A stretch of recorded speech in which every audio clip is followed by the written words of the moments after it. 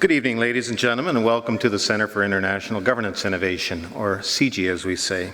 My name is Fred Kuntz. I'm the Vice President of Public Affairs here at CIGI.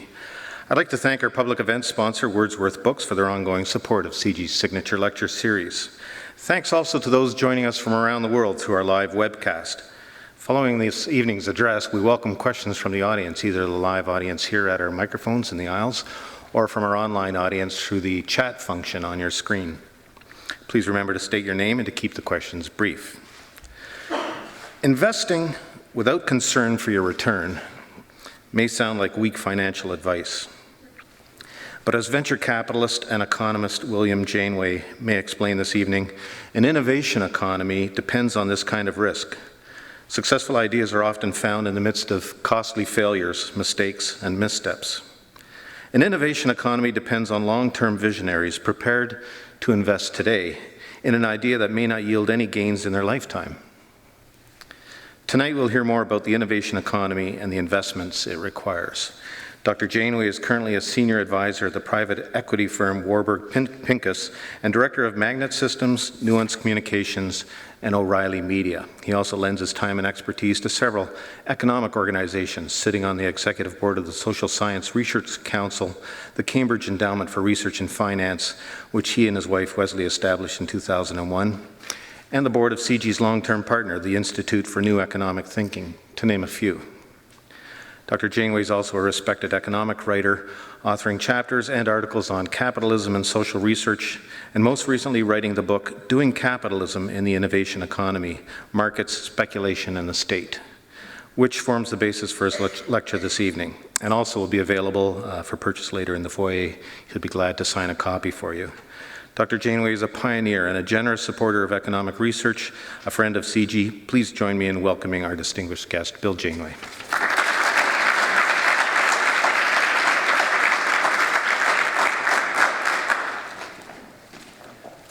Thank you, Fred. Thank you, Jim. And let me tell you what a pleasure it is to be here.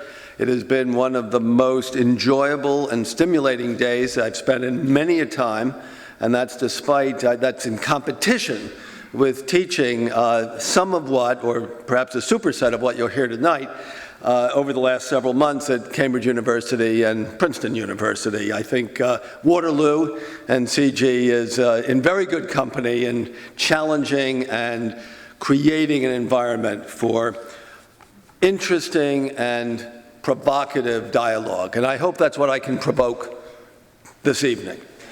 So let me begin by suggesting that what I learned by doing capitalism is going to have a broader resonance with respect to how we think about the dynamics of the innovation economy.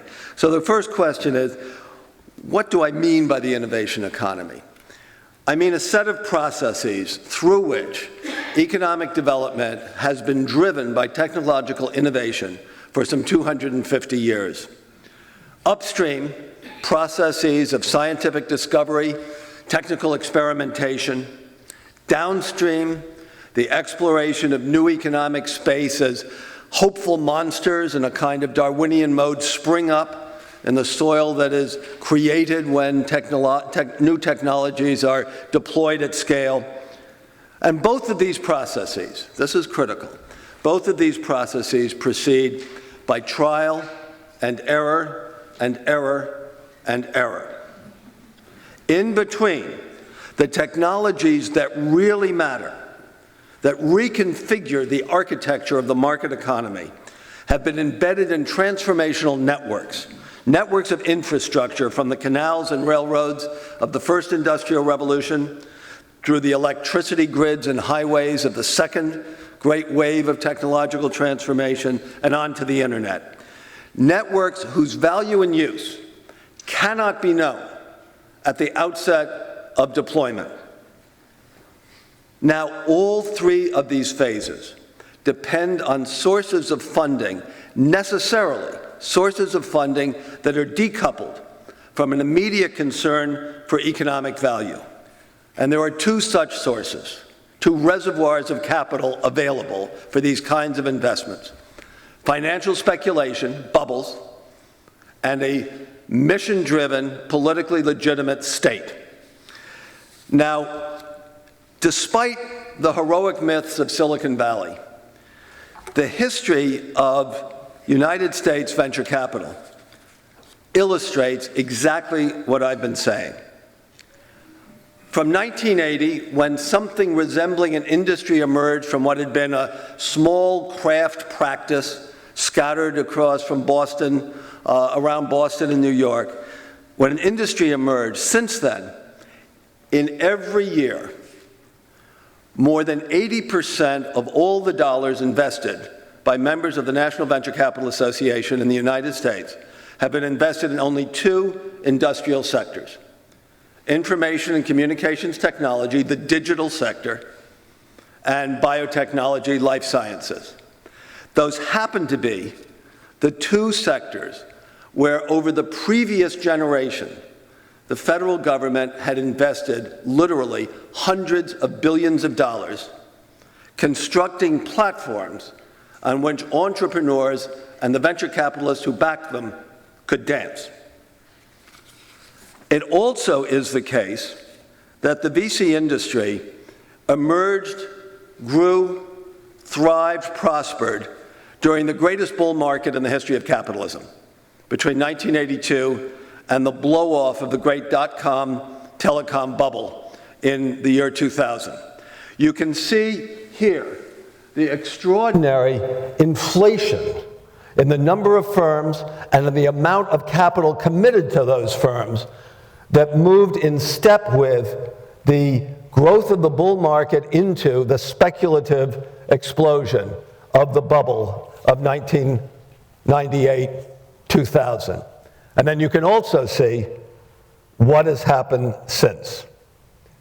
In fact, venture capital returns are very closely correlated with the performance of the public equity markets. They are not an independent asset class. What I'm showing you here is called the PME, the public market equivalent. This is constructed, and it's now the standard way of evaluating every private equity fund, from startup venture to buyouts.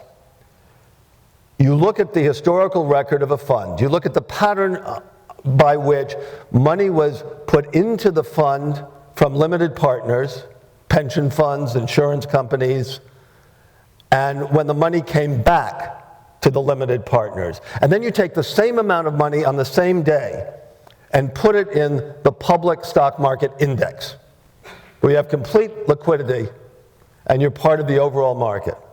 What this shows is that for the 200 funds that I and my collaborator studied, funds in which, all of the funds in which two of the leading research universities had invested since 1980, funds that collectively were substantially better than the total industry average, that it looks like the average return from these funds was 1.6 times what you would have got from the public market. But when you take out the small number of highest performing funds, the top decile, the top 20, you would have done just as well investing in the public market. And if you look at the median firm, the one that's 50% right in the middle of the distribution, you'd have done just as well investing in the index. Now that's the cross-section over 25 years of venture capital investing. And it also, we showed that it was access to the public market, to a public market that was animated, that really made the difference to fund performance. Here we're looking at taking each of the funds we studied, we're weighting them according to what the conditions were in the IPO market when the funds exited. If the conditions were poor, like they have been for the last 14 years, that is less than 2 in our scale, the median return was 9%. When we were in the bubble environment, better than 3, it was no less than 76%. The venture returns were not independent of the public market conditions, and this shows the time series returns in the same way. That's again the public market equivalent. During the bubble, the weighted average returns were extraordinary. You were doing 2 to 3 to 3.5 times as well as the public market. But when the bubble collapsed and the IPO market closed, since funds raised in 1996, this line shows that you actually would have done better investing in the public stock market index than investing in the venture capital funds.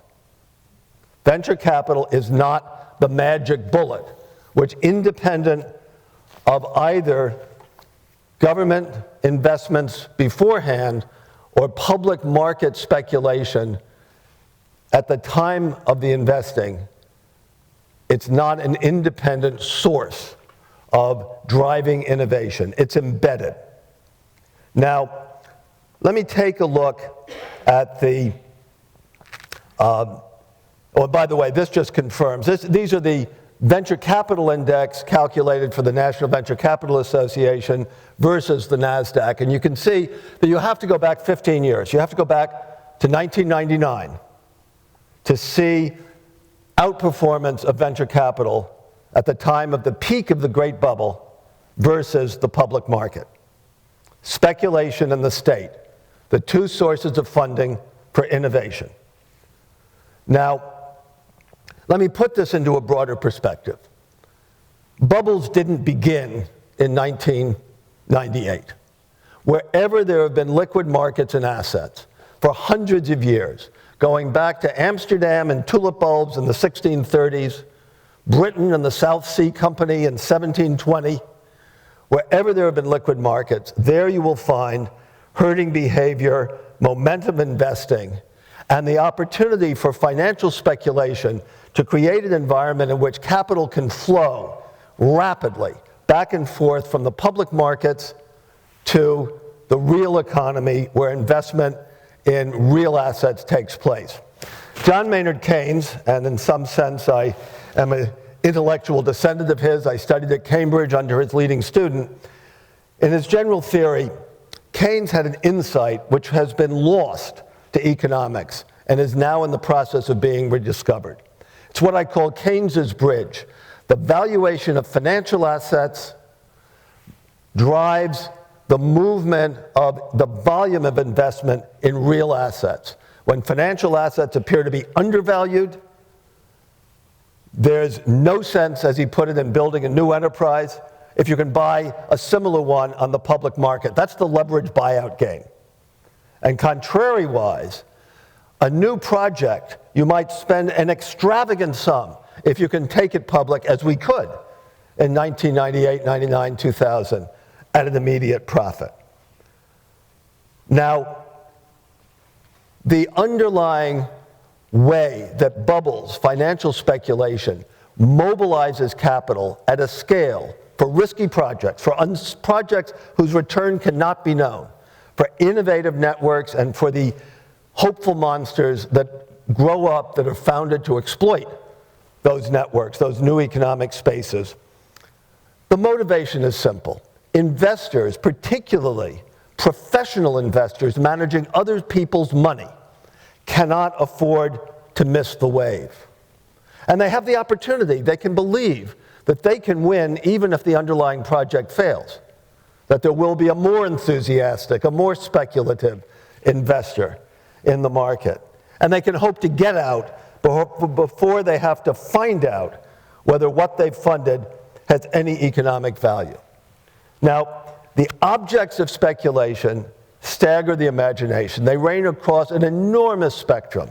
As I say, tulip bulbs, gold mines, silver mines, commodities, sugar, wheat, and on the other hand, every kind of real estate.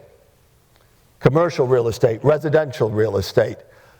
Occasionally, the object of speculation has been one of those enormously significant new technologies that, when deployed at scale, changes everything. This shows the real economic impact of the great dot-com bubble of 98, 2000. What you're looking at in the black line is the R&D spending by American companies less than 15 years old in the technology-intensive, science-based sectors of the economy. You're seeing the dotted line, the dashed line, is the cash flow, the total cash flow they had access to. And as you can see, it goes from about $6 or $8 billion to $80 billion at the peak of the bubble, driven by the thin line, which is the amount of money they were able to raise in the public equity markets. The bubble eliminated the financial constraint on new companies investing in innovative projects. And when the bubble burst, the cash was no longer available, and R&D spending started a long trend back downwards. Now, bubbles always burst. They always burst. And the ones that really cause trouble are not what happened here.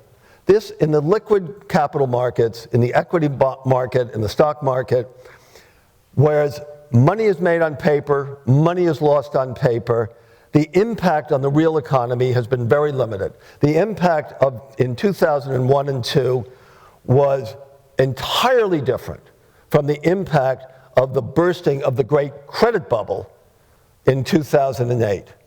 And this bubble left behind the fiber that carries the internet. It created the environment in which Google and Amazon and eBay were founded and prospered and funded at a scale that would not have been possible other than through this kind of speculation. When the focus of speculation is real estate or silver mines, and when it infects the core banking system that provides the working capital on which the ordinary economy of production and consumption of employment and income depends, then the results can be catastrophic, and what's left behind are those abandoned beach houses in the Nevada desert of no economic value to anyone. So you think of bubbles along a matrix of where is the speculation taking place. If it's limited to the public markets, the damage when it bursts is likely not to be so bad. And if the object of speculation is technology that offers the opportunity to transform the production possibilities and the productivity of the economy, what's left behind may be a net economic gain. Now let me turn to the role of the state. In pursuit of politically legitimate missions, state investments have driven economic development for more than 200 years. The dirty secret of development economics is that when the challenge is to catch up with the leader, mercantilist policies work. Mercantilist policies, very simple. Appropriate available intellectual property wherever it can be found and however it can be found. The British discovered how to make textiles from the Flemish, the Italians, and the Indians.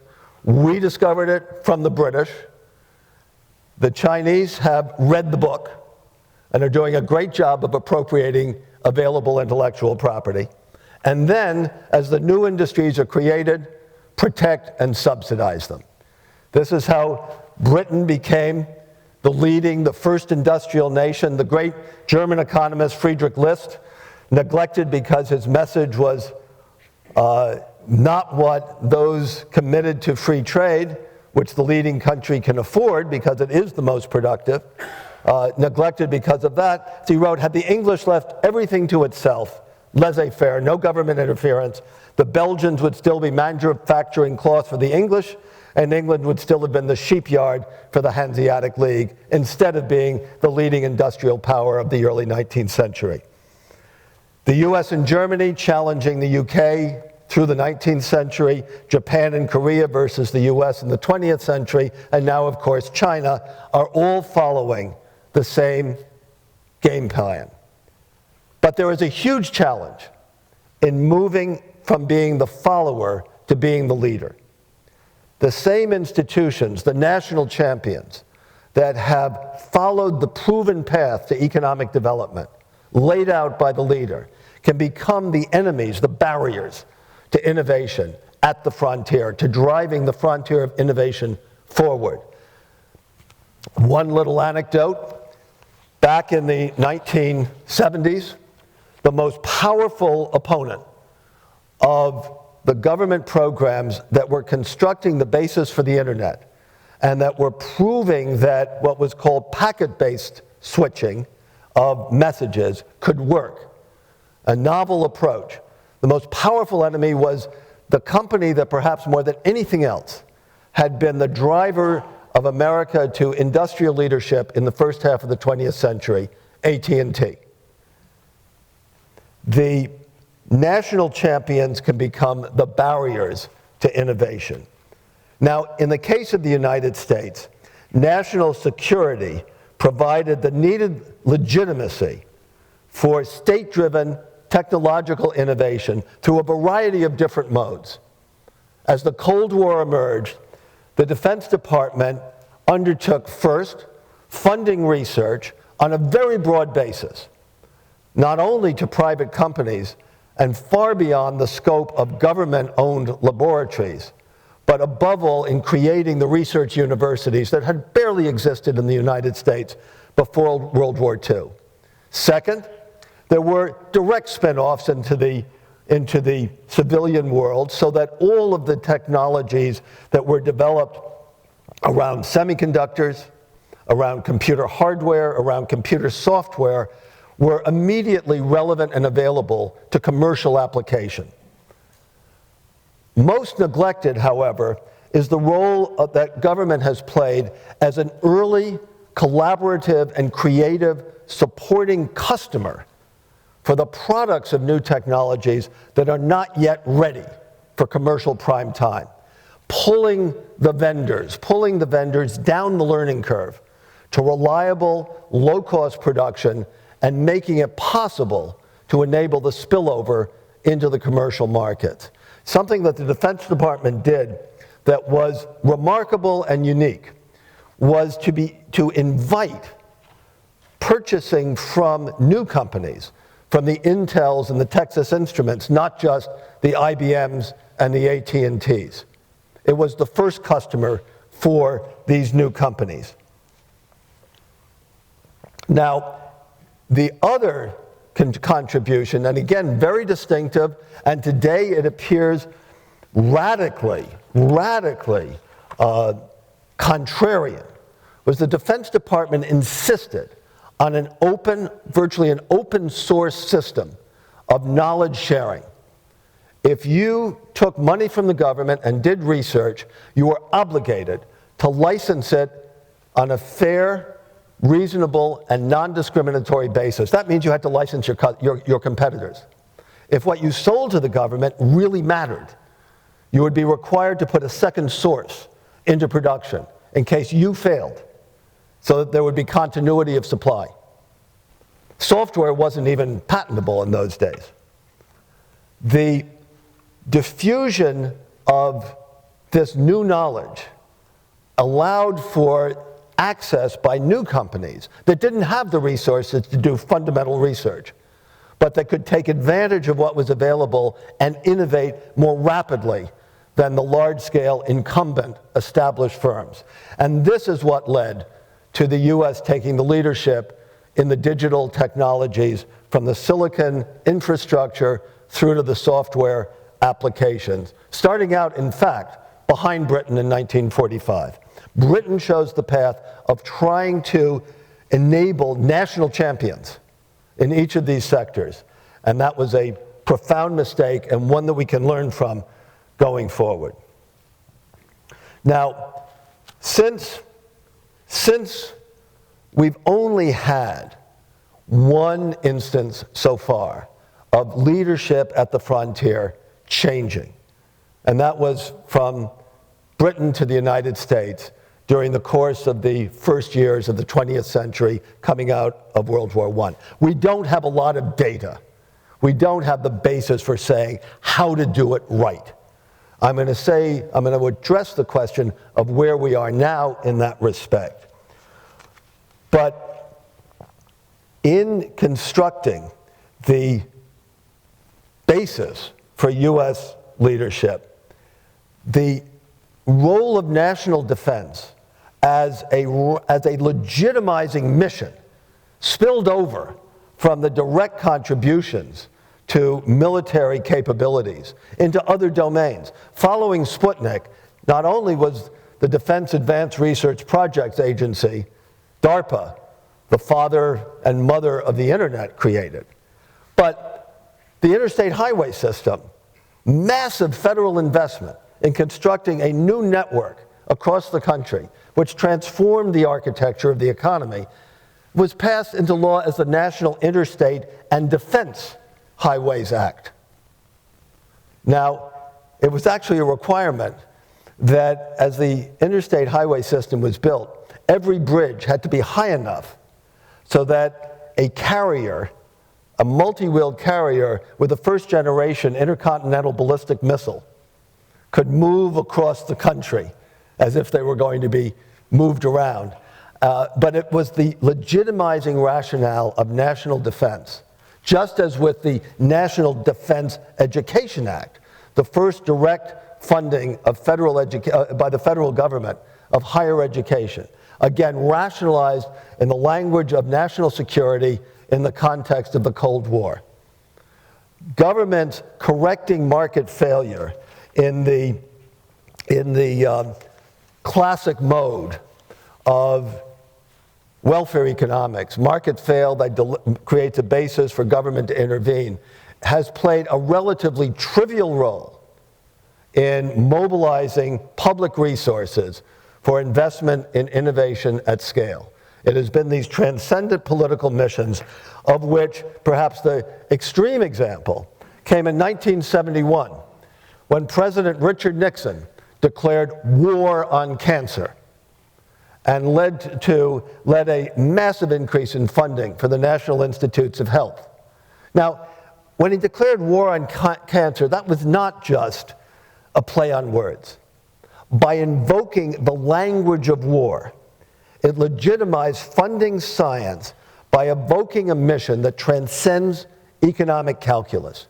No one did cost-benefit analysis on the mobilization leading to D-Day or the retaking of the Pacific Basin from the Japanese. It's not subject to prior restraint by cost-benefit analysis. So there's a kind of double externality from this sort of national mission. On the one hand, it legitimizes state investment that increases the potential production capacity of the economy. On the other side, it addresses the concern that Keynes raised back in the 1930s. Back in the 1930s, when the scale of the public sector was still much smaller, despite the emergency programs in response to mass unemployment. At that time, Keynes raised the concern that on its own, the private sector was perhaps not capable of generating sustained, full employment, high growth demand, and that what he called a somewhat comprehensive socialization of investment might be necessary. Now, these were fighting words at the time.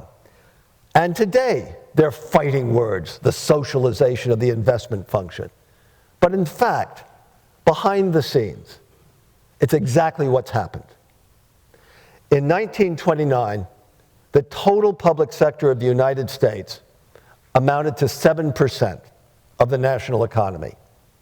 5% was state and local government. 2% was the federal government. It was simply incapable of absorbing and cushioning the massive contraction of the private sector under the impact of the global financial crisis that began in 1929 and peaked between 31 and 33. In 2007, even in the US, the public sector was more than 30% of the national economy. It was at a scale to maintain continuity of cash flow and income to consumers and to business when the banks froze and the financial markets froze and the private sector was hit with as great a shock as it had been 80 years before. And outside of the United States, across the rest of the developed world, of course, the public sector, state, local, and central, was on the order of 40 to 50%. The Great Depression under the conditions of small state capitalism, unemployment peaked somewhere north of 25%. 30% in Germany, that was enough to bring Hitler to power. This time around, unemployment peaked on the order of 10 to 12%, in some countries not even 10%. Political continuity was maintained, and one might say that the flip side of that was that the magnitude and extent of financial reform, of regulatory reform, was limited. It's kind of an inside joke to say that with 25% unemployment, you get Glass-Steagall, the radical reform of the banking system in 1933. With only 10% unemployment, you only get Dodd-Frank, which is the very limited, although complex, reforms that are slowly being implemented today. Now let me summarize what I've been saying in a very simple way. The processes of innovation, the processes of increasing the productive capacities of the economy on the supply side by bringing into existence new technologies and deploying them at scale and finding out what they are good for, all, however they're funded, necessarily generate waste. Efficiency, the overriding pursuit of efficiency in the allocation of resources, is the enemy of innovation. Now that's a very challenging proposition for most economists who will be teaching their students that the gold standard, what economics is about, is the optimal allocation of scarce resources to meet known, identified, quantifiable needs. As if we could know what the return of those competing investment opportunities were going to be. But excessive pursuit of efficiency does not only discourage the toleration of the necessary waste on the long-run supply side of the economy, what, in honor of the great Austrian economist Joseph Schumpeter, the architect of the theory of growth through technological innovation by creative destruction, I call that Schumpeterian waste. It not only discourages the toleration of Schumpeterian waste, it also encourages the unnecessary waste when resources are unemployed because of inadequate demand, when skills atrophy and machines rust because there is not enough demand to put the economy into full gear, high growth production.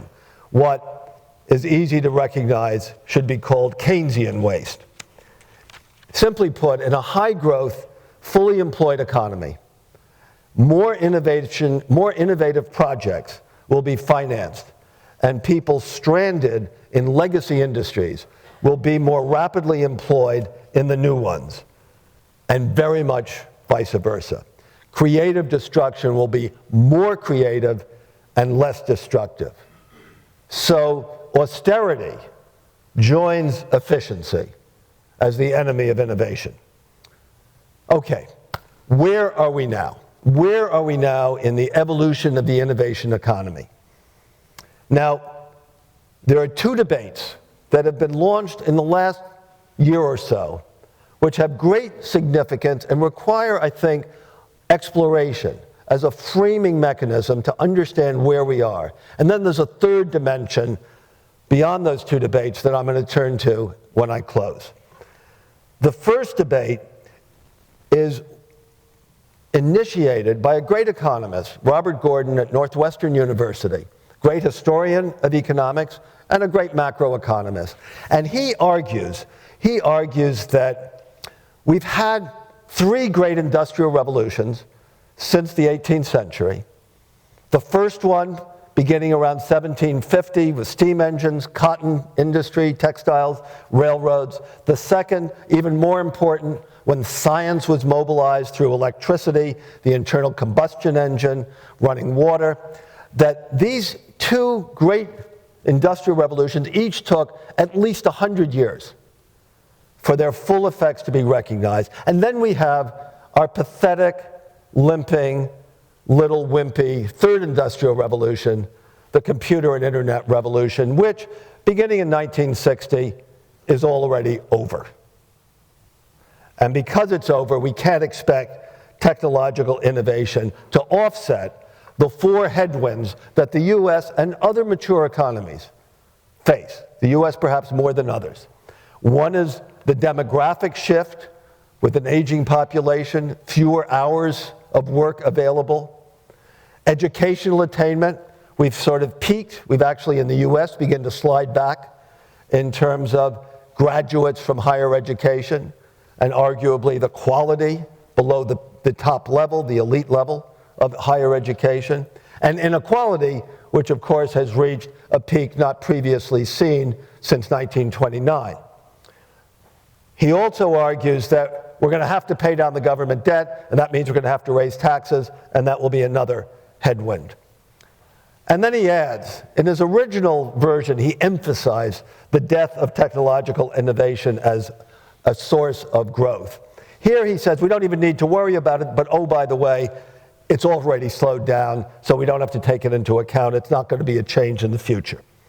Now, this is his little calculation that suggests that on a long-term basis, going forward, the US is going to move from 2% annual growth, as we had for 100 years, more than 100 years, in per capita income, to 0.2%. An order of decimal magnitude reduction in the rate of growth in per capita income. The first problem with Gordon's argument was pretty evident when he just summarized the three industrial revolutions, giving the first two more than 100 years to play out and truncating the digital revolution, the computer revolution, at barely 50 years, less than 50 years. Now, if you truncated the railroad age, if you cut it off 50 years from when the first railroads in North America began to be built, the Baltimore and Ohio Railroad, you would actually have wound up ending the railroad age and the economic significance of the railroad age before the founding of the Sears Roebuck Company, before the invention of the killer app of the railroad age, mail order retail. That's what created national markets, particularly across the vast spaces of North America. It's what created national brands. Not sure of how it worked in Canada, but I'd be surprised if it wasn't the same as in the United States. In 1880, every town had a shoemaker.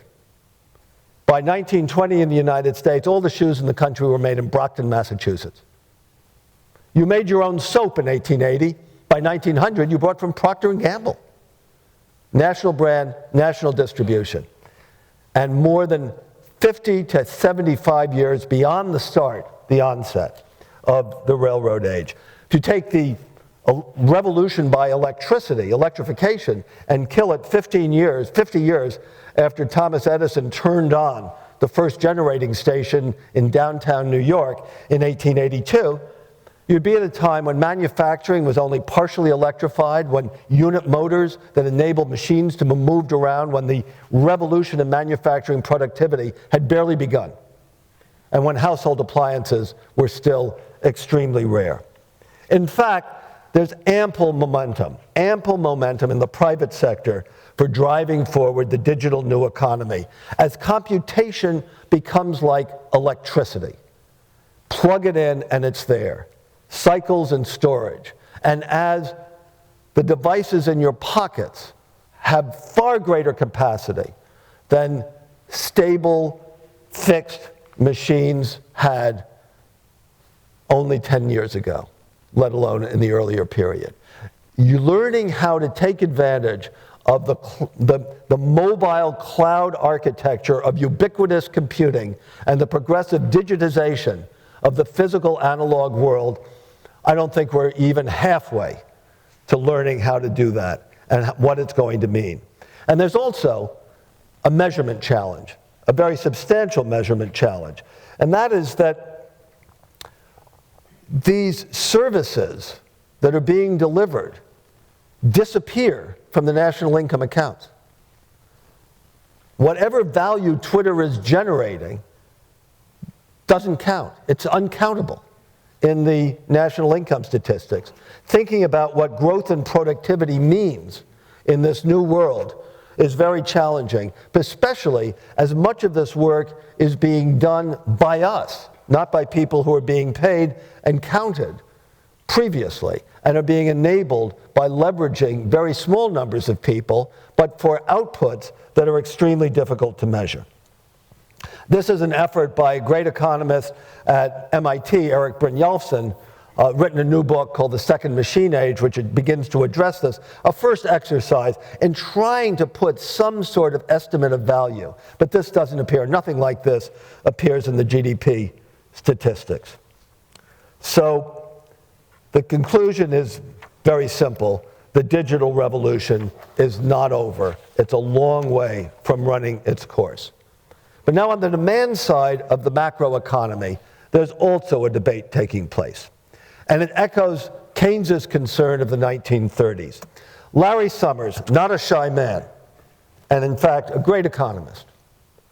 Larry Summers raised this at a meeting at the IMF last autumn, when he suggested that this forgotten bugbear, this notion of secular stagnation, of the private sector being inadequate in generating demand that puts people to work and generates growth, might be a problem we had to think about, that we had to perhaps even worry about, particularly when we looked back over the last 20 years and saw the extent to which demand and growth had been driven, first by the productive tech bubble, and then by the highly unproductive housing bubble. Unsustainable extensions of demand, in the absence of which growth would have been much slower and employment would have been much less. And Paul Krugman, also not a shy man, not only, as is his wont, was quick to say, this is exactly what I've been saying, since Paul Krugman is someone who very rarely yields precedent and priority to anybody else, but he quite normally, appropriately notes that not only is it a possibility that the private sector might be inadequate in generating full employment growth and creating an environment for innovation. It's that this is the kind of situation where Keynes's concern actually requires extraordinary response. Now, Keynes, in the general theory, Keynes had a provocation. This is classic Keynes. Make an argument in such a way that is impossible to avoid. Don't dress it up in equations. Don't put it into math. Suggest that if you want to put people to work, the simplest thing the government can do, if it can't do anything else, if it's not allowed to make new productive investments because they're going to be evaluated for not being sufficiently efficient, well, you could take old banknotes, put them in empty beer bottles, bury them in abandoned mines, pour municipal garbage upon them, and then tell the world where they were. And then the profit-seeking motive of the private sector would put people to work, digging up the bottles, getting the cash, and spending it. And that would put money into people's pockets. It would increase consumption would pull increased investment by corporations.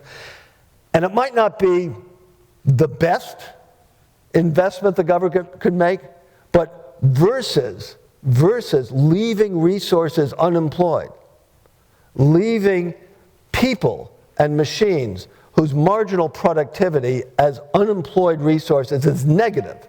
It would be better than doing nothing. And that's what Krugman was arguing. Well, Keynes, back in the 30s, lost this argument. He lost this argument on terms that were set forth very precisely by his protege.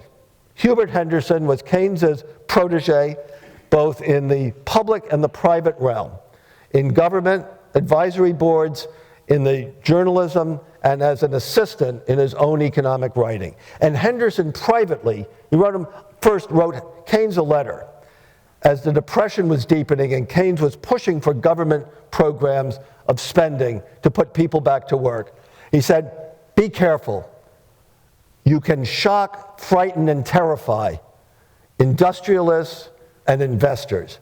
And the impact, the negative impact, will outweigh, will overwhelm the positive impact of the government programs, of the government spending. And then in an official document that Henderson wrote, he said that confidence is essential. Maintaining confidence, no matter what the substantive content of the program, if it frightens people in the private sector, we can't afford to do it. Well, of course, that is exactly the same argument that after the immediate shock of 2008 has paralyzed government responses across Europe and certainly in the United States. The argument from confidence has won out. And the fact is that, to go back to where I was, the mission is missing. Merely correcting not just market failure, but the failure of the market system to deliver full employment and high growth is not enough. And Keynes himself in 1940 ruefully recognized that when, first in Britain, then in the United States, and then across the world, well, of course, beginning first in Germany, mobilization for World War, full-scale, complete industrial mobilization, took unemployment in the United States from 18% to 2% in the course of 2 years. And then it became immeasurable. There's a number around 0.2% in 1942. Only in war conditions can a capitalist democracy organize expenditure on the scale necessary to make the grand experiment. Only where there is a compelling, transcendent political mission are we likely to find the base for the kind of investments that can drive growth and pull innovation from the laboratories into the economy. Now,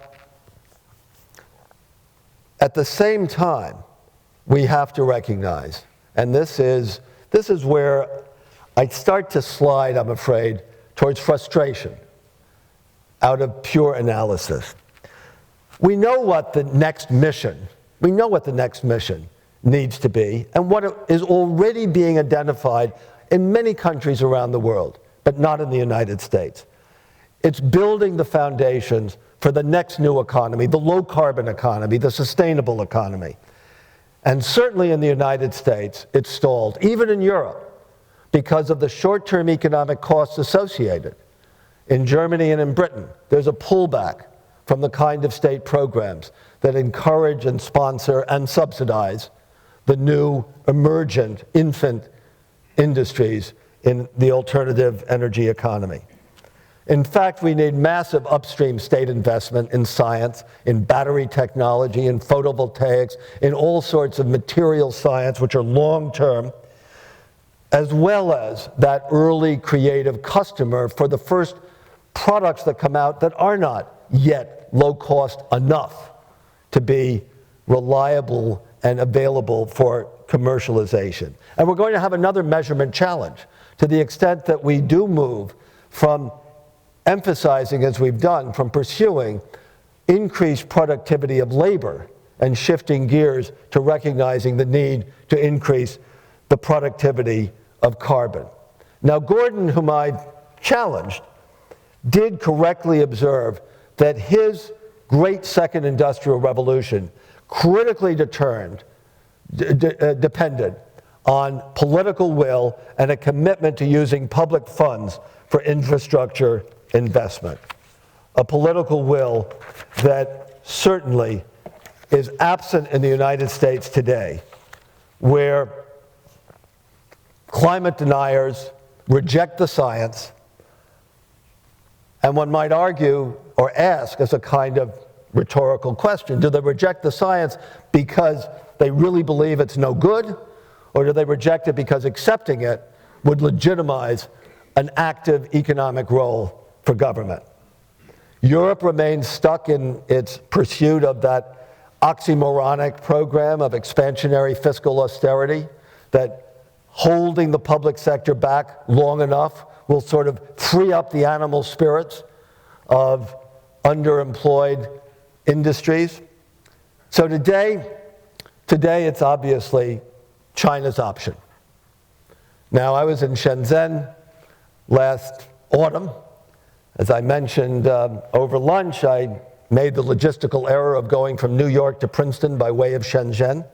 It's not the most direct route, but it was fascinating because I was there immediately after the new regime, the new President Li, had stated that the mission for China is to construct the first sustainable economy in the world.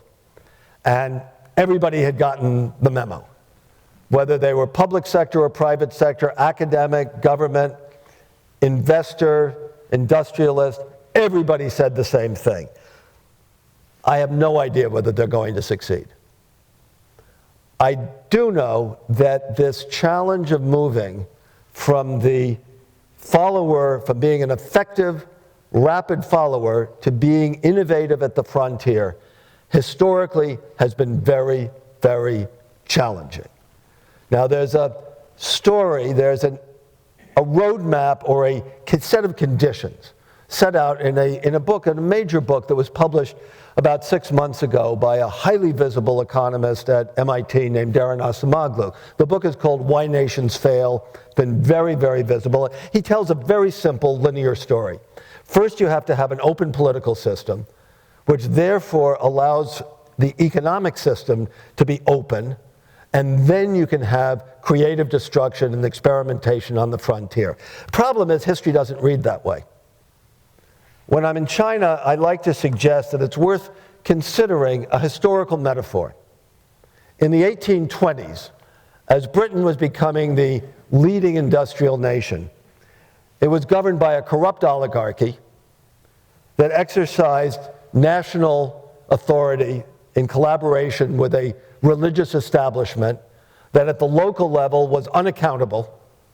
It was enforcing a criminal code for which there were 107 crimes that, by being named felonies, were subject to death or transportation as the only immediate punishment. And they were legitimized because, looking over their shoulder, everyone could see what happened when social order broke down. The terror in Paris after the French Revolution. And they were trying to hold the lid on the greatest explosion of economic energy and financial wealth in the history of humanity.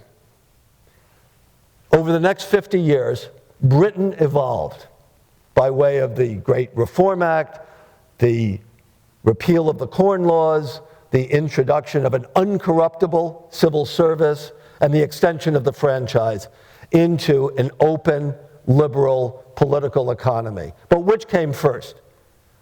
Was political openness driven by the economic expansion and the entry into the public sphere of new people with new money?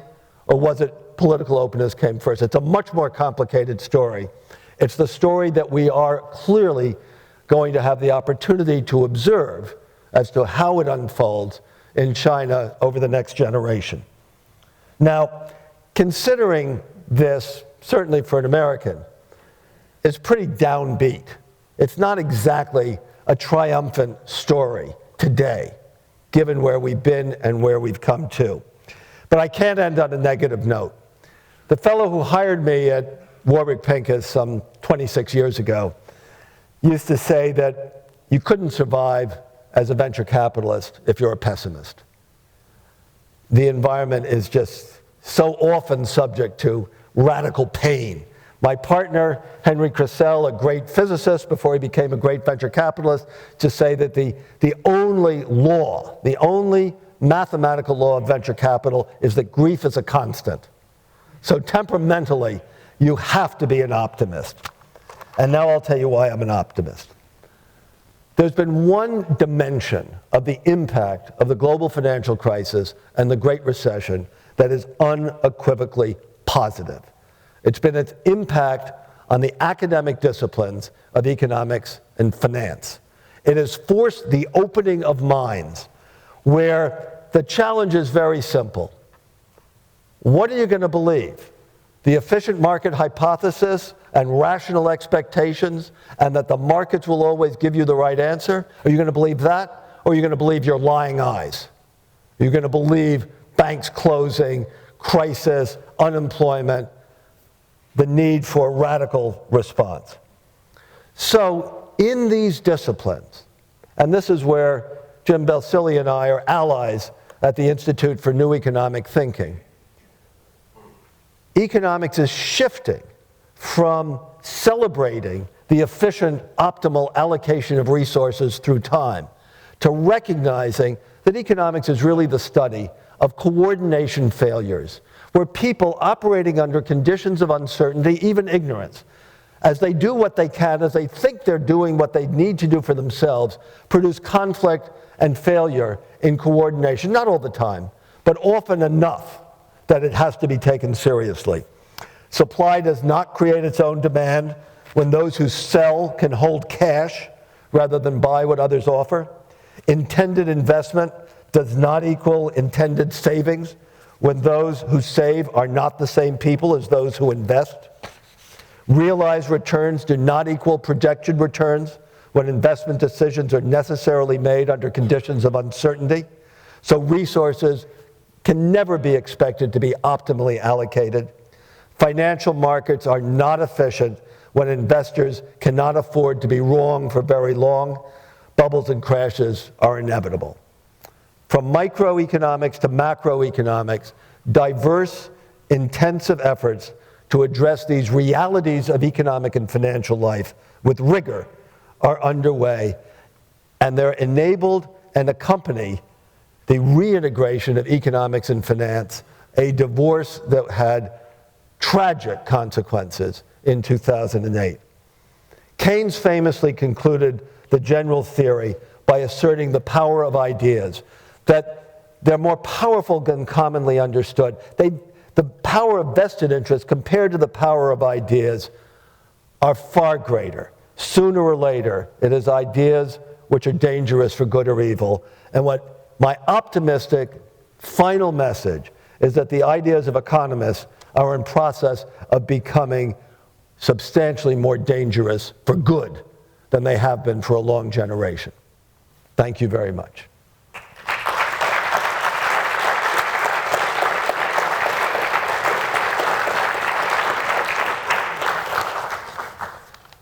Now, questions.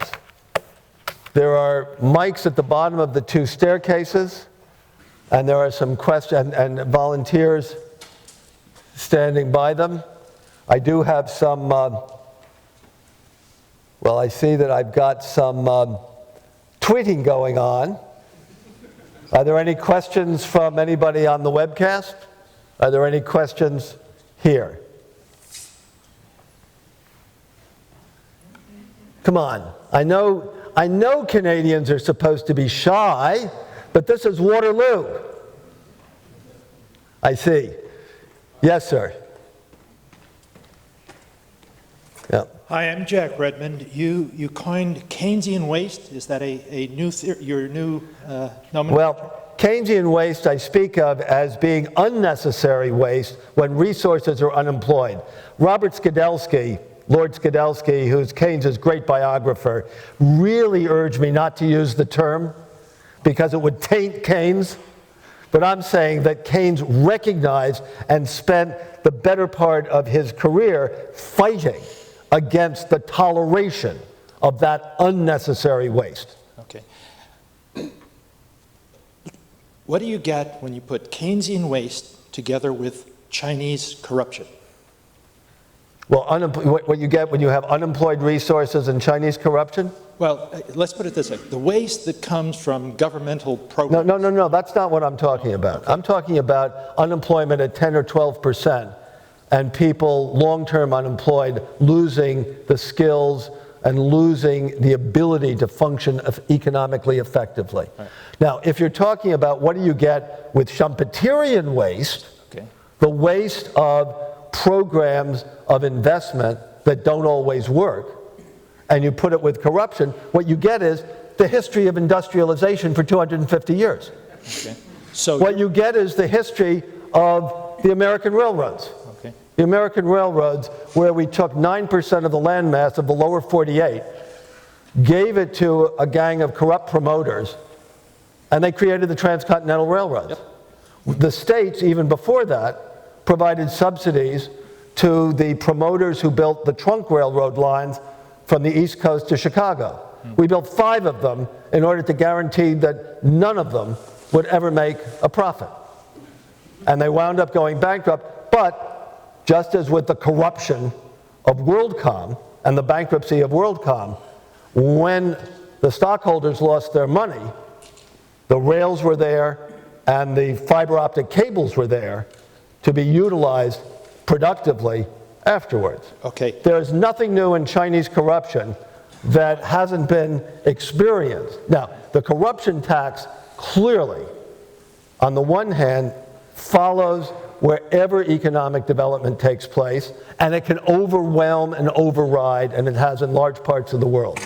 Okay, so would you predict then that between Russia and China, and maybe Mexico that have the most corruption, that at least out of those 3, there will be one great power that will create the next industrial revolution for the world? I don't think we have to worry about being Russia. It's very hard to imagine a country where life expectancy is declining monotonically, and whose sole resource is hydrocarbons, which we should be dedicating ourselves to undercutting in terms of price and availability, is going to be a world power. China, of course, China is the question. The US in 1890 was unimaginably corrupt. Unimaginably corrupt. And it was very easy to sit in London and to, on the one hand, keep shipping the money over to America.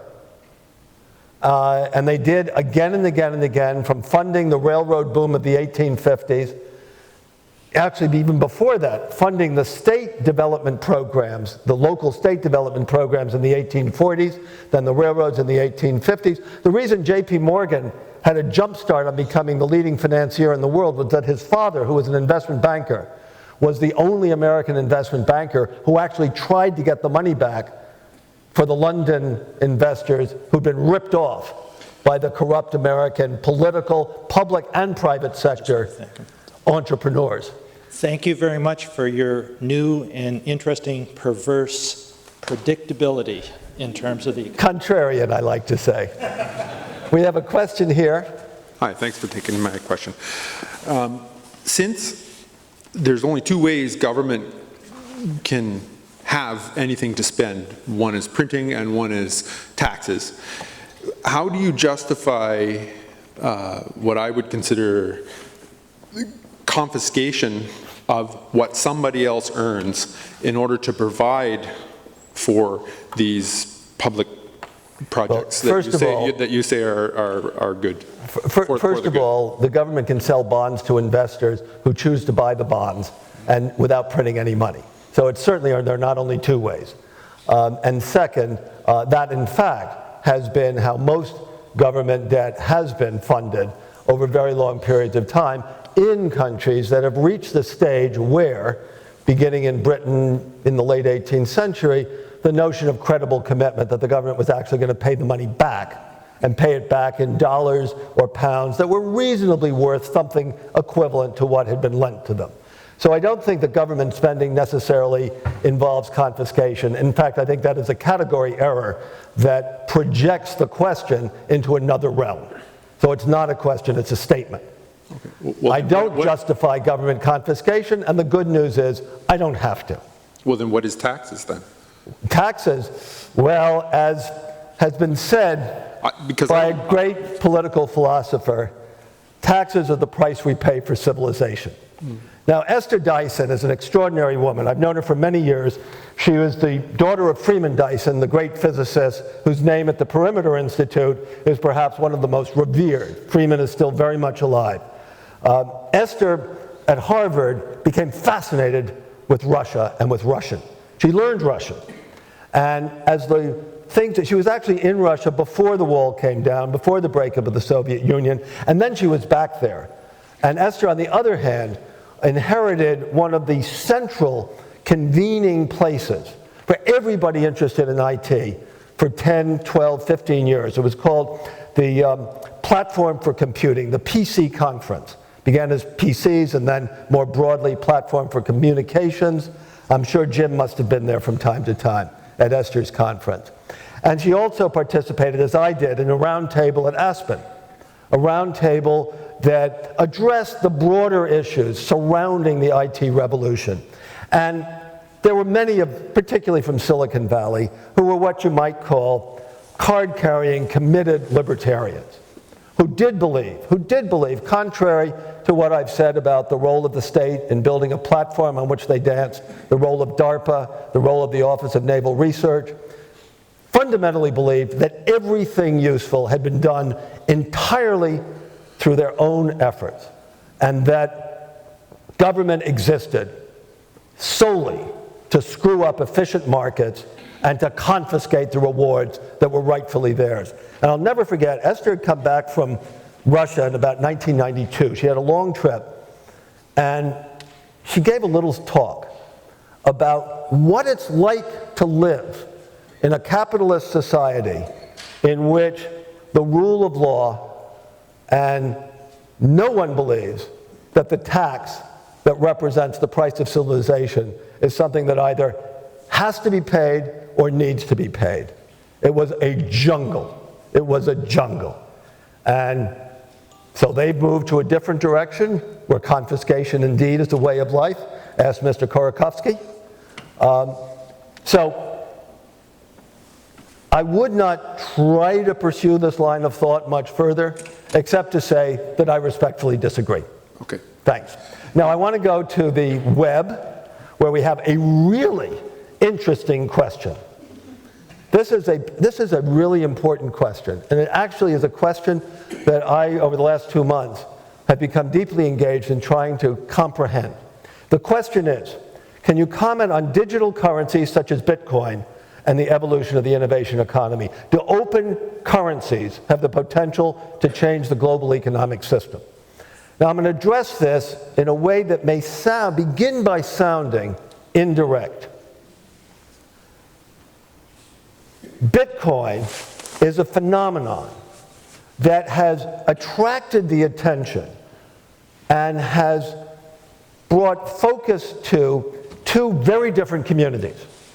One, monetary historians and monetary economists who have a deep knowledge and understanding of how currencies have evolved, how monetary systems have emerged, how they have failed, broken, redeveloped, how they persistently have required the development of governmental institutions to provide lender of last resort to the intermediaries that are necessary, to designate what means of payment will qualify as legal tender in the payment of all debts, public and private, as it says on every dollar bill ever printed. That community, and another community, the community of computer scientists, of deep, serious computer scientists.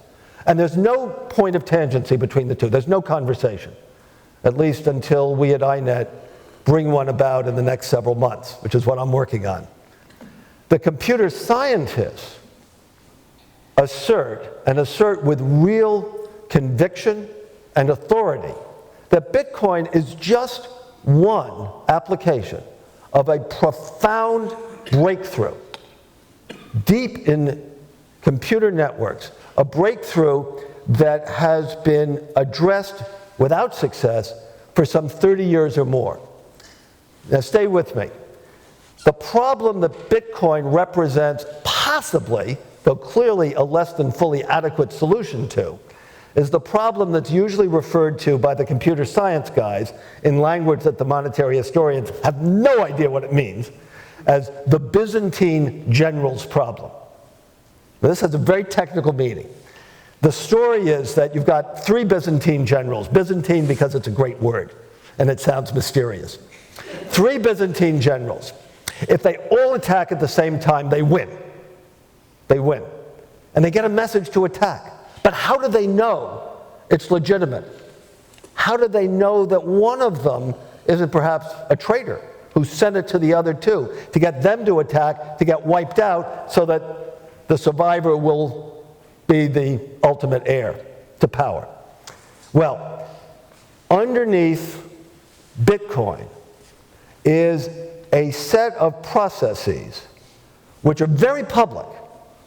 And by the way, anonymity is not one of the attributes of Bitcoin, through which the work of people on the net devoting computing resources to a technical challenge of validating a message that says, Carol is sending 10 Bitcoins to Bob, that message really is from Carol and it's really going to Bob. And they do it through cryptographic, crypto security techniques involving, don't have to go much further on this, public and private codes, which are mashed up in such a way that unmashing them requires real work. And if enough of them validate the transaction, it's considered to be confirmed. Now, if this really works, that you can validate a transaction without any third party authenticating who is talking to whom, this does have profound significance. The fact that Bitcoin is clearly subject to being hacked, that it's how shall we put it, attracted scoundrels and scam artists like honey attracts bees, will fade into insignificance, and there will be some sort of follow-on implementation. And that's when the computer science guys are going to have to meet the monetary historians. And they will discover that it's at the interface between any currency, any means of payment, and the rest of the world. That's where the trouble is. It's when a bank is converting dollar bills into bank accounts or vice versa, underwriting that process.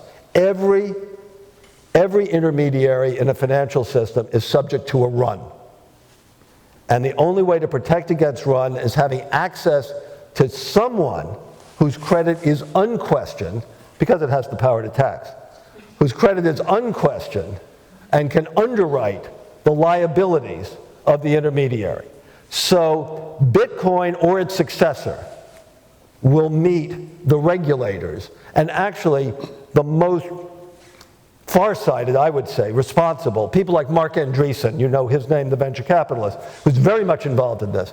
They're basically saying we need to explore this interface between this new, we believe, breakthrough in computer networking and the regulatory environment in order to enable digital means of payment, among other applications, to prosper and proliferate. So I think Bitcoin is a fascinating phenomenon, but it's the superstructure. It's the top of the iceberg, and it's what's going on beneath the surface that really is interesting. So I think you should actually take seriously, and don't just say, Bitcoins are the new tulip bulbs, they're going to blow up and go away. Something more important is going on here. It's a long-winded answer to what I think is a really important question. Now, there's someone else here, because I've got another question. So over here, yes, sir. That's quite a question. Hello. So today,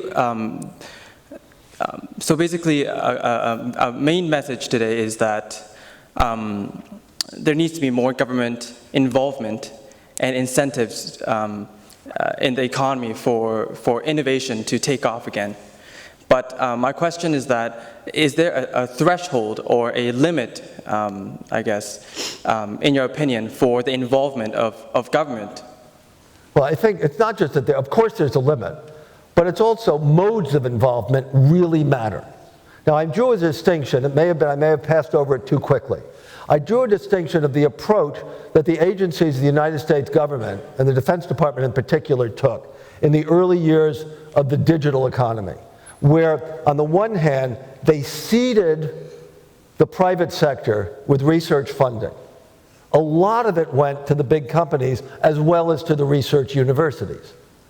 But when they bought stuff, they bought from the little new companies.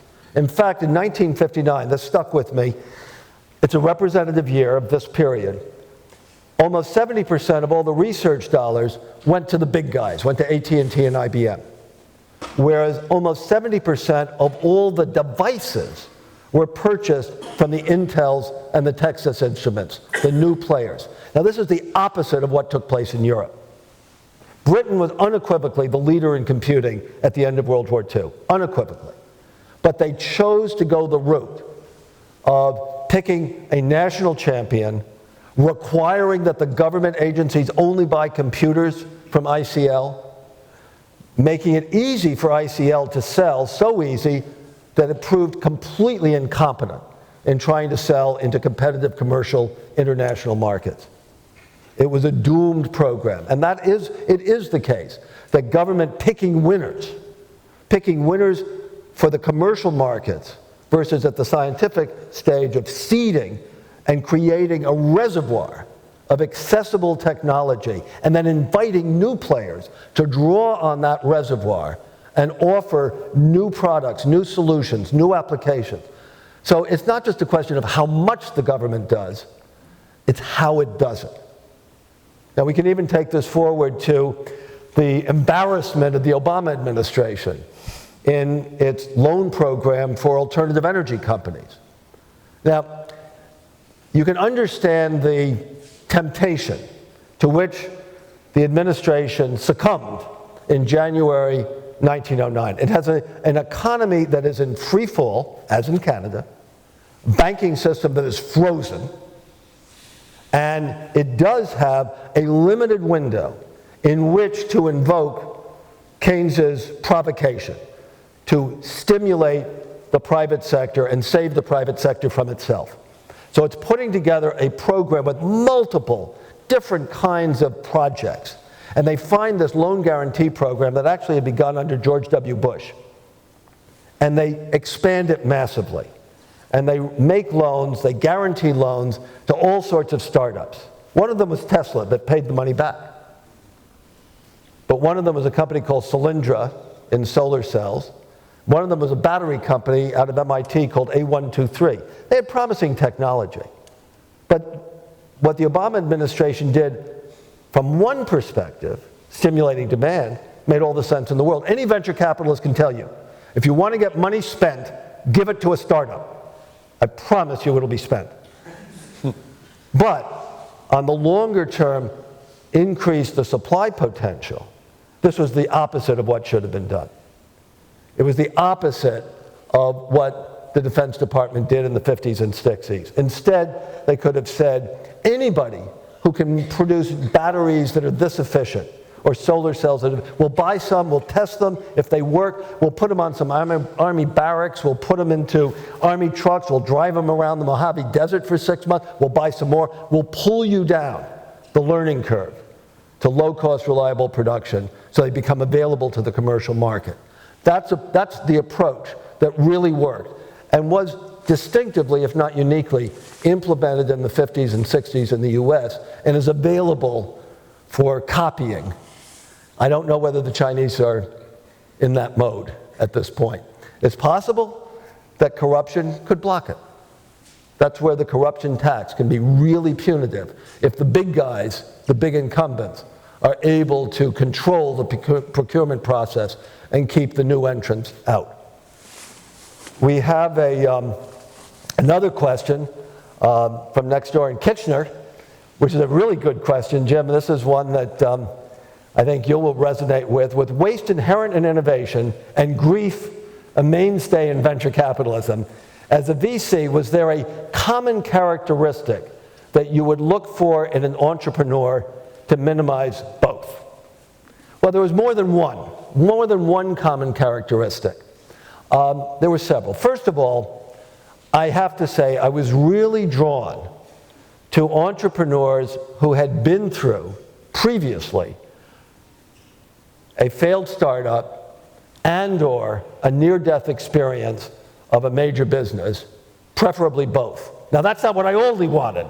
I wanted other experience too. But you wanted to know people who had survived under stress.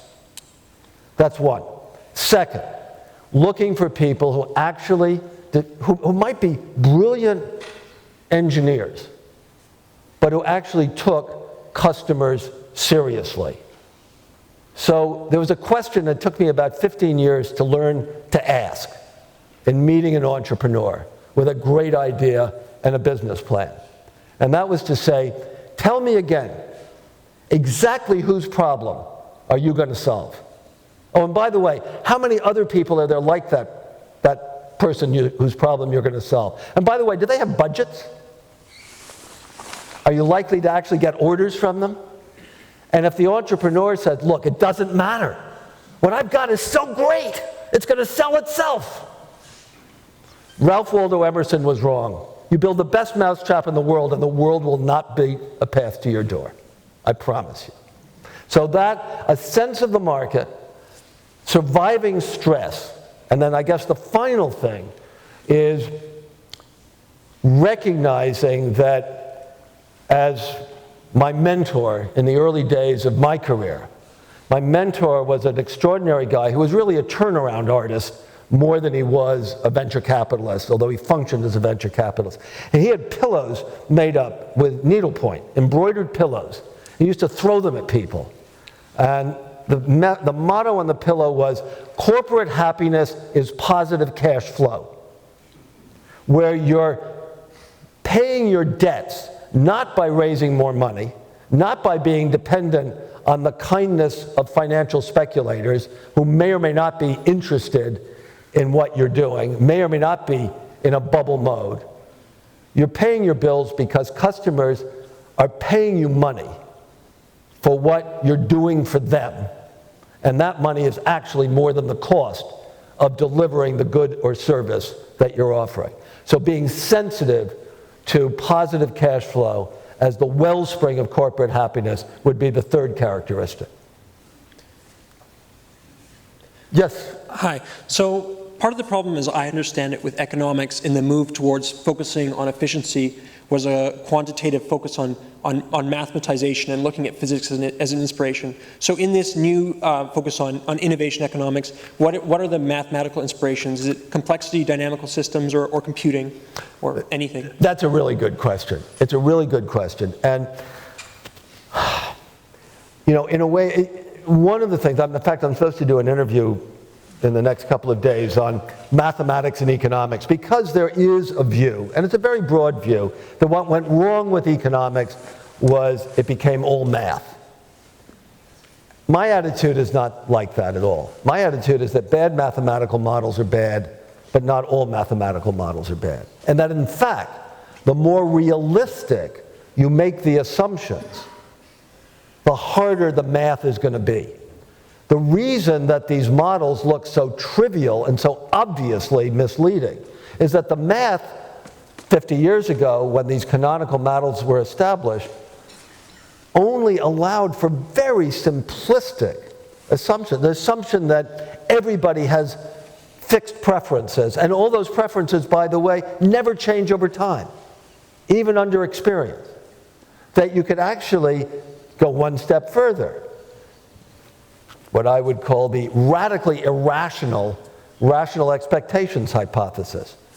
Everybody knows everything there is to know. Everybody has the same model for what it means, and the model happens to be true. Now, if you believe that, you can produce a macroeconomic model which is based upon the behavior of one representative agent who is optimizing her utility, faced with a producer who is efficiently allocating his resources. And you can scale that all the way up to the national economy. By the way, note that if you only have one representative agent, you have no financial system. Any loans and debts are eliminated. So these were the models. I'm not kidding. This sounds ridiculous. These models were dominant right up into the crisis in 2008 in every central bank, in every treasury. They were models in which it was logically and existentially impossible for anything that happened in the financial system to affect the rate of unemployment, to affect the rate of production, to affect consumption. Logically impossible. Well, that's what, as I say, that's why I'm an optimist, because of what 2008 did to that lunacy. Now, as you get more complicated, as you think about people with different endowments, different preferences, different access to information, it gets really complicated. And that's where a good deal of the work we're funding at INET is about the rediscovery of saying, okay, we're not going to produce a nice, clean, simple, analytical solution that demonstrates where this is the conditions in which we have a sustainable equilibrium. We're going to explore this space with simulation models, with computer simulation models, just the way the natural scientists are exploring the incredibly complex biological systems or the physical systems.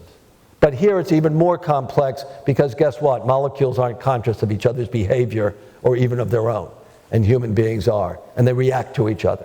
So I think there's a great future in the development and the extension of new methodological approaches for exploring these complex financial and economic systems, and it's begun to be accepted that this is a legitimate way to do economics and to do finance, and that is a really good thing. So, oh, I'm sorry, sir. That's all right. So, Bill, one of the key messages that you provide both in your book and your presentation today is that we need to be revitalizing state-based research and development funding without an understanding of what the future economic return is, and have faith in the basic science and research process to produce the innovation of tomorrow. So my question to you is how do we build the political support to accept that? Because this is one of the core issues, that even if it appears as a good policy to governments, how do they execute it without the political support behind it? Well, there's a term that, there's a number of books have been written, a number of academic studies of how this dynamic emerged after World War II. And there's no question that the role of the political entrepreneur, as distinct from the economic entrepreneur, the commercial entrepreneur, is absolutely central. There's a great applied mathematician, he's actually a geophysicist, at the ETH, in Zurich, the equivalent of the, sort of the Institute for Advanced Study in Zurich, named Didier Sornet. And Sornet kind of made his bones by analyzing seismic data, looking for patterns that would predict earthquakes. And then he took this model where you began to see, just before, as the risk of earthquake increased, you saw a lot of volatility, very short bursts of volatility, and then increasingly. And he applied that to the stock market, and he found the same kind of patterns in the stock market. Well, he's now working on, he's got a research program, which I think is great. I think it's enormously ambitious. He's got a lot of work to do. But he's trying to work on the notion of social bubbles, political bubbles. How did it come about that the United States people, the United States public, celebrated taking, in today's money, maybe $300 billion, maybe 400, and going to the moon? Project Apollo. What was that about? In 1962, President Kennedy presented it as a challenge. Clearly, it had something to do with the Soviet challenge, with Sputnik, with the risk, perceived risk of the Soviets taking leadership. It was obviously, economists would say, a signaling device that the US, there's no limit to how much money we will, quote, waste on a project, the economic return from which, oh yeah, we got Tang, and we did get some push towards micro miniaturization of microelectronics, but you know, because this was human beings, they were actually using very old, by those standards, computing technology. The new stuff was in the Minuteman missile guidance system, where you didn't have to worry, you weren't trying to save lives. So Sornet has actually done an analysis of the circumstances under which a national mission was defined, which legitimized this massive investment over a decade, over a dozen years. And then, of course, it tailed off. And it happened to tail off more or less coincident with the rise of market fundamentalism and the notion that, by definition, nothing the government did could possibly be economically productive. And if it weren't economically productive, there was no justification for it whatsoever. That's where, of course, we start talking again about the next mission, about low carbon. In the meantime, there's a very relevant question that's just come up, if you want to put it up on the big screen, which is, what role can space exploration companies, can private sector investment in space have in a sustainable innovation economy? Well, I guess the first thing it's to say that SpaceX, Blue Origin, and Virgin Galactic are not going to reduce the carbon footprints of the people riding the rockets into space. I think we can be pretty sure about that. Now, there certainly are visionaries, some with their own money, like Elon Musk, Jeff Bezos, who's basically built a space base in Texas. There are visionaries with other people's money. Sir Richard Branson is a fabulous at deploying other people's money for his brand. This is a very long-term proposition. It is imaginable, and you know, when I was a kid, I really loved science fiction. And I guess now I'm definitely going to show my age. I'm definitely going to show my age. When I was 16 years old, I spent the summer the way 16-year-olds are really not thrilled about spending their summer. I spent it in the hospital for special surgery in plaster from my chest to my knees because I had to have a spinal fusion. I read a lot of science fiction. There was this wonderful novel, which I'll never forget. The title was The Light in the Sky Are Stars, and it was written by Frederick Brown, and it was set in the unimaginably distant future, 1999,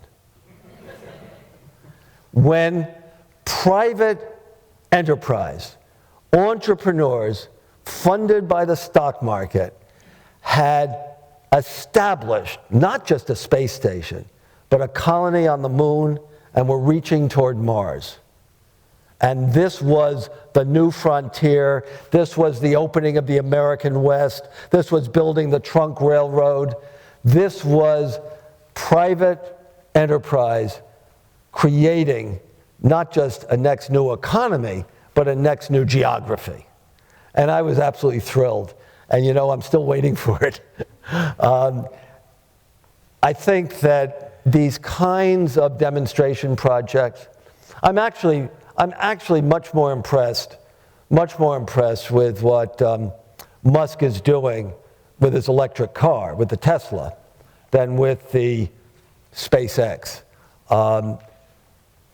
He's demonstrating in SpaceX that he can do stuff much more cheaply sitting on the shoulders of NASA, because he's leveraging these $400 billion now, accumulating now since we stopped going to the moon by another $300 or $400 billion. He's basically sitting on the shoulders of $1 trillion of NASA stuff, being able to select out of what NASA did what is relevant today. And that's fine. And he's going to deliver cheaper rockets for private and public purposes, mostly satellites. We're not going to the Mars on SpaceX. So that, I think that's just fine. But the electric car is really interesting because it's the one venture that is enjoying the inestimable benefit of a grotesque overvaluation of the stock price, which actually involves building something, making something, and demonstrating an alternative technology which will reduce the carbon footprint, particularly if the electricity is generated not by burning coal, right? And there he's had the wit to do the right thing when you're blessed with a grotesquely overvalued stock. You buy cash. And he's just bought $2 billion more worth of cash at a $50 billion market valuation for a company with $500 million in revenue and no profits. So he has a shot. But at the least, it's a demonstration project for the big auto companies that something's going on here that they better respond to. So for that, I really applaud him. Fred?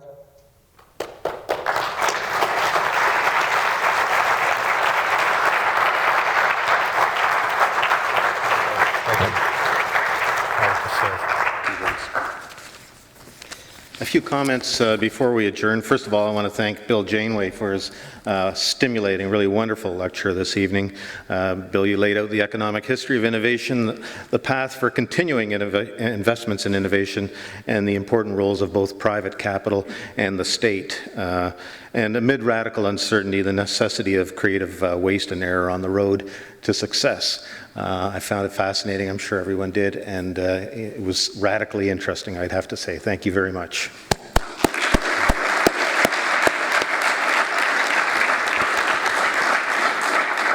Last couple of comments. An edited video of Dr. Janeway's address will be posted to the CG website. We'll also post a blog about this event where you can add your own comments. Our next public event in the CG Auditorium is coming up quickly, next Thursday, March 13th. Natalie Day, head of policy at the Oxford Martin School, will discuss a global call to action based on findings from the Oxford Martin Commission for Future Generations report called Now for the Long Term report that she helped to write. And then on Tuesday, March 18th, CG welcomes Omar Samad. He's a former ambassador of Afghanistan to Canada and senior Central Asia fellow at the New America Foundation. He'll be discussing the future of Afghanistan now that the Canadian, US, and British militaries are leaving. So be sure to register for these events in our events newsletter to receive information on all of our upcoming lectures, including our CG Cinema series. Thank you again for coming tonight. Remember to pick up a copy of Dr. Janeway's book in the lobby. He'll sign it for you, and have a safe journey home.